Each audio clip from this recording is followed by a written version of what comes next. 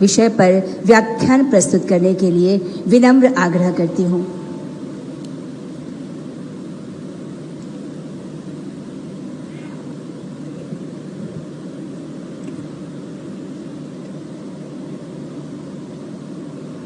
बिहार विधानसभा के शताब्दी वर्ष समारोह में प्रमुख रूप से उपस्थित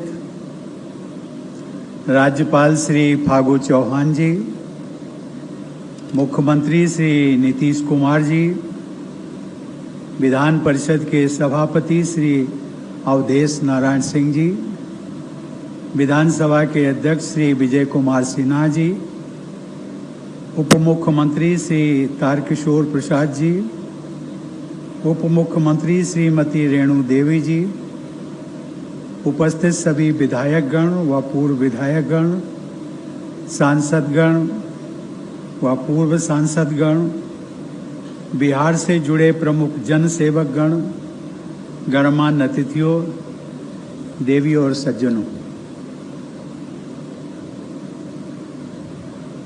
मुख्यमंत्री जी जब मुझे बिहारी राष्ट्रपति के रूप में संबोधित कर रहे थे तो मैं अंदर से, हृदय से गदगद महसूस कर रहा था। और गदगद इसलिए महसूस कर रहा था कि इस देश के प्रथम राष्ट्रपति राजेंद्र बाबू और इसी बिहार की धरती के राज्यपाल बनकर के गए राज्यपाल थे। बाद में वो राष्ट्रपति बने, डॉक्टर जाकिर हुसैन साहब। उन्होंने जो विरासत छोड़ी है उस विरासत को आगे बढ़ाने का दायित्व तो मुझे मिला।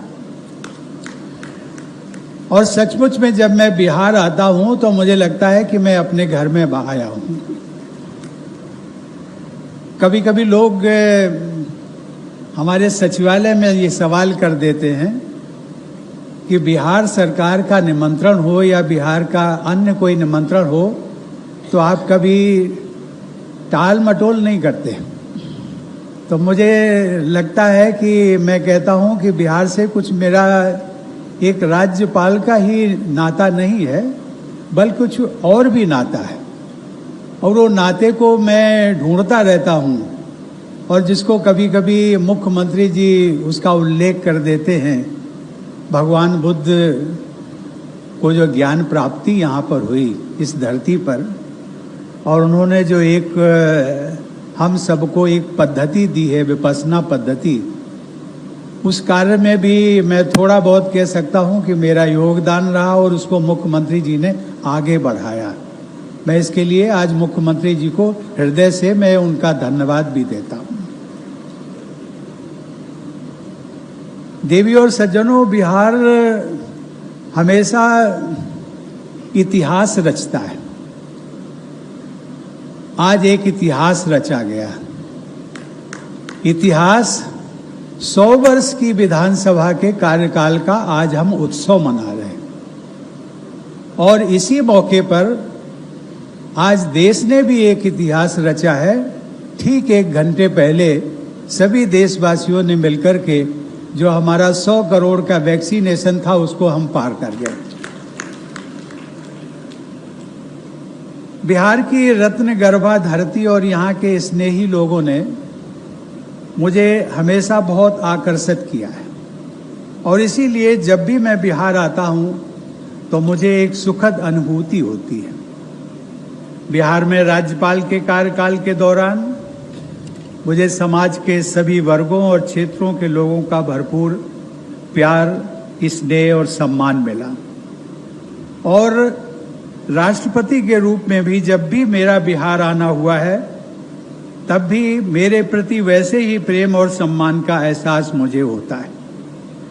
इसके लिए मैं बिहार के सभी निवासियों, जन सेवकों, अधिकारियों और बिहार के मुख्यमंत्री श्री नीतीश कुमार जी के प्रति आभार व्यक्त करता हूं। देवी और सज्जनों, हम सभी देशवासियों ने हाल ही में दुर्गा पूजा और दशहरा का त्योहार मनाया।